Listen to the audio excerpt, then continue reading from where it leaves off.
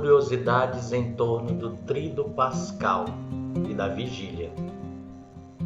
Esse artigo foi escrito pelo Frei José Ariovaldo da Silva e editado no livro Liturgia em Mutirão.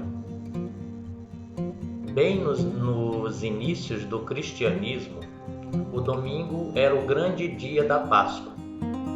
Esta era celebrada toda semana, quando chegava o domingo. Não existia a celebração organizada de uma Páscoa anual. Bem cedo, no entanto, inspirando-se no costume religioso judaico, os cristãos começaram a realizar a celebração de um domingo especial, um grande domingo, isto é, uma especial celebração anual da Páscoa. Foram organizando esta celebração primeiro por meio de uma vigília noturna. A saber, as comunidades passavam a noite toda, do sábado para o domingo anual da Páscoa.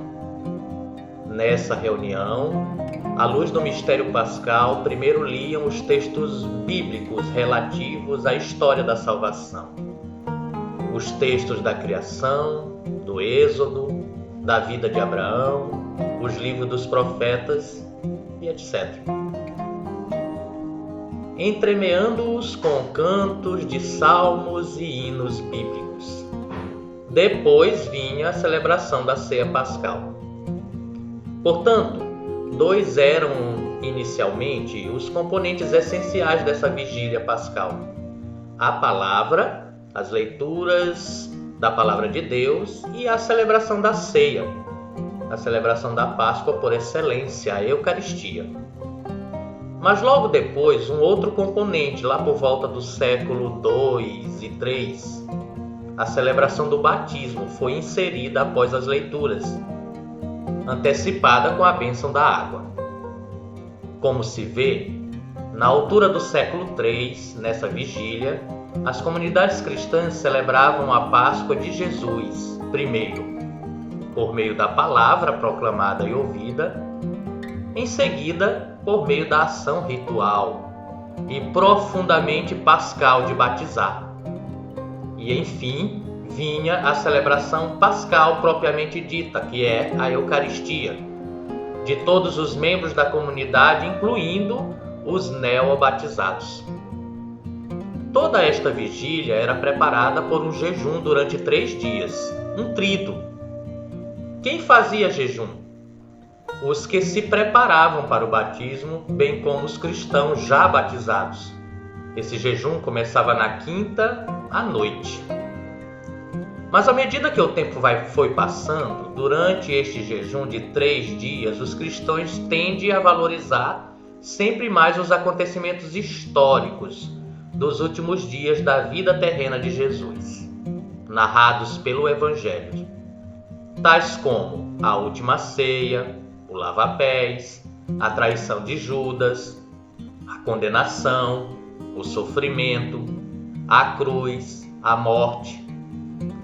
Inclusive, com o crescimento da celebração em torno de tais fatos, resultado, a proporção que essas celebrações foram crescendo, a mente dos cristãos foi se distanciando do sentido profundo da vigília pascal, do mistério pascal, pois o interesse se concentrava mais em fatos da vida terrena de Jesus do que na Páscoa em si, como passagem da morte para a vida, que é o centro e o núcleo de nossa fé. Resultado? A vigília pascal foi se esvaziando, e com isso o povo também não tem mais interesse de passar a noite pascal ouvindo a história da salvação. Importante mesmo é ser os dramas da Sexta-feira Santa da Paixão de Jesus. Para resolver este breve problema da igreja se esvaziando da celebração da Páscoa propriamente dita, resolveram então antecipar a vigília para as 13 horas, ou 14 do Sábado Santo. Depois, lá por volta do século XII, anteciparam-na ainda mais para as 11 ou 12 horas do dia. No século XVI, o Papa Pio V, a vigília pascal passa a ser antecipada ainda mais para as 9 horas da manhã.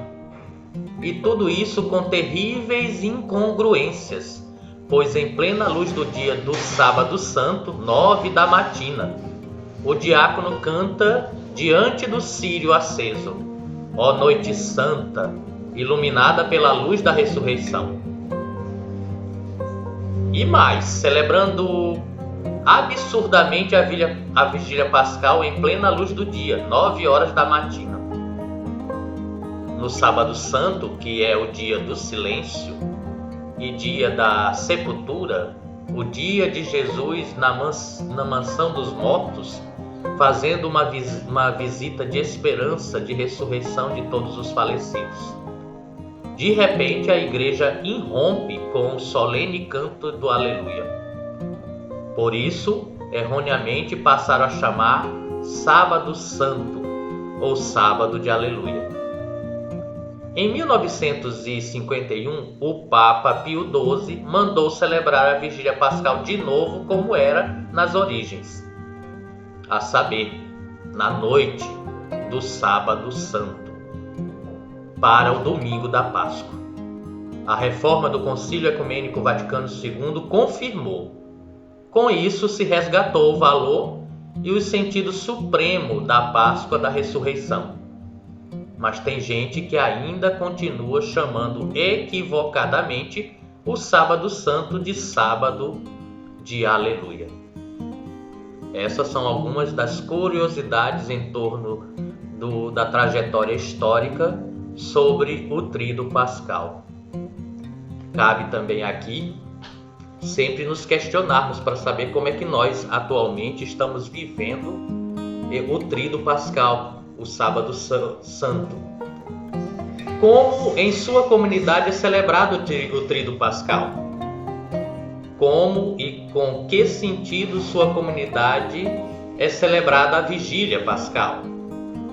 O Tríduo Pascal é organizado em vista de uma celebração? Qual o sentido da Vigília Pascal? E por que ela deve ser celebrada na noite do sábado para o domingo da Páscoa? Sábado Santo não é Sábado de Aleluia.